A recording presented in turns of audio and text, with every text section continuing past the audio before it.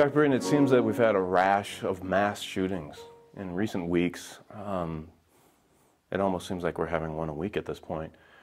There are those who say that this is a reflection of evil in our society.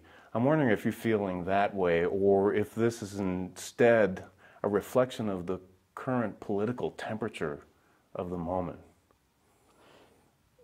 It's hard to figure out how a hot summer turned into a series of mass shootings. What is motivating people to do these things, and what good can we possibly bring out of that? What can we learn from it? How can we make these terrible calamities into something that has meaning? And that's a very difficult thing to figure out. I do think that our political climate has a great deal to do with it, unfortunately. Our rhetoric has escalated to the point, and many commentators have talked about a pre-Civil War kind of rhetoric that's going on, almost as it was right before the North and the South separated from each other and the country fell into Civil War. And that was a long, slow boil as well, over at least 20 years. That's right, and that led to fistfights in the Senate and things of that nature.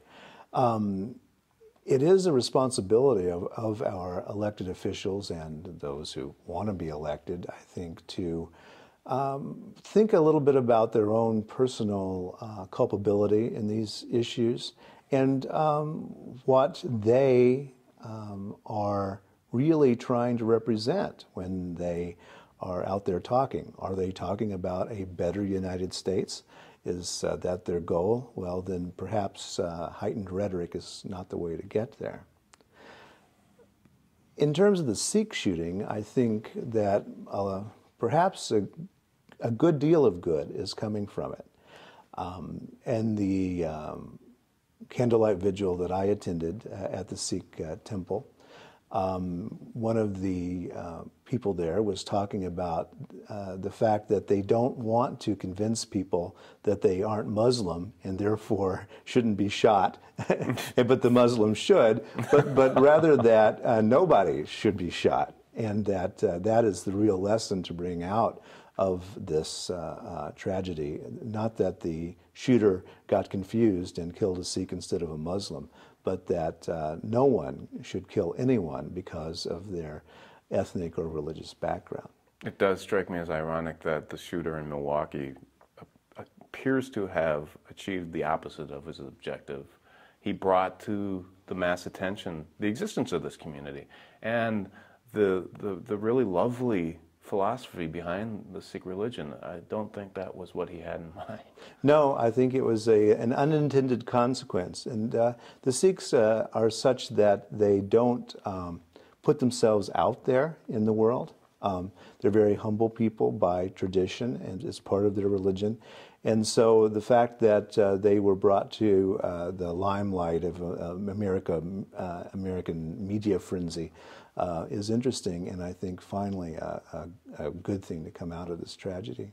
And it does seem that the reception that they've received in light of the tragedy has been pretty warm, somewhat surprising to me. I don't know if you felt that way, but it does seem that the American public did receive the news of this by reflecting on how good these people are, and I was just surprised by that. I don't know if you reflected on that as well. Yes, and I think right and left and liberal and conservative, I think that almost everyone sees that if we can kill one set of religious people, we can kill anyone. If we can enter anyone's sanctuary and get away with it or condone it, that opens everyone up for these things. And it is a good reflection on the golden rule that almost everyone in our society says, this is not a good idea. Let's not ratchet this kind of violence up at all.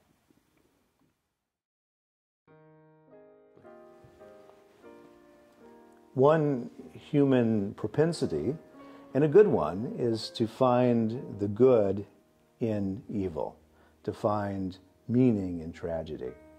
If we can find any meaning in the tragedy of the recent mass shootings in the United States, I think it is that we as a people as a country can pull together. We can understand each other, and when we can't, we can talk about it rather than fight or resort to violence.